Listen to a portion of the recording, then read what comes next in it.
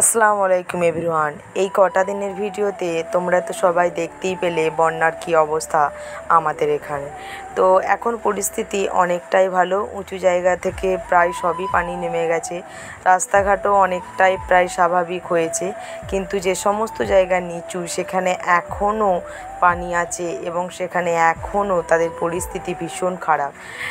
এবং প্রথমের ভিডিওটাতে তোমরা দেখতেই পেলে যে পানি নিচ্ছে মানুষ, কারণ বহু জায়গার পানির যে কল সেগুলো ডুবে গেছে, যার কারণে মানুষ কিন্তু পানি খেতে পারছে না।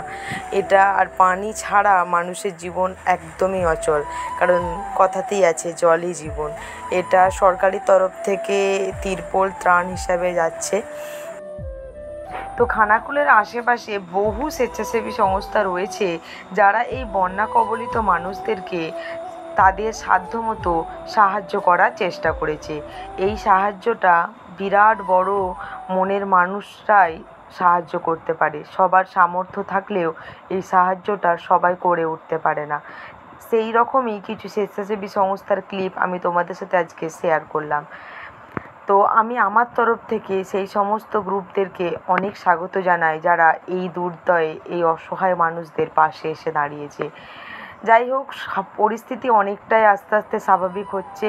আরও তাড়াতাড়ি আশা করব যাতে পরিস্থিতি আরও স্বাভাবিক তাড়াতাড়ি হয়ে ওঠে। তো এটা হচ্ছে খানাকুলের রাস্তা। মানুষ ভীষণ অসহায় অবস্থা থেকে দিন কাটালো, এখন পরিস্থিতি অনেকটাই নিয়ন্ত্রণে এবং প্রায় সব জায়গারই পানি মোটামুটি নেমে গিয়েছে। তো আমার ভিডিওটা ছাড়তে একটা দিন দেরি হয়ে গেল, যার জন্য এই যে ভিডিওগুলো ছাড়ছি, যখন আমি এই ভিডিওটা আপলোড করব তখন পরিস্থিতি অনেকটাই নিয়ন্ত্রণে। তো এটা হচ্ছে রাজহাটি যে আমাদের মার্কেট, সেই মার্কেটে বাস স্ট্যান্ড। তো কুশালি থেকে যাওয়ার পথে ওখান থেকে এখনও মানুষ যাতায়াতের জন্য কিচ্ছু আসছে না, যার জন্য নৌকাই হচ্ছে একমাত্র পথ যাতায়াতের। এটা রাজহাটি মার্কেট।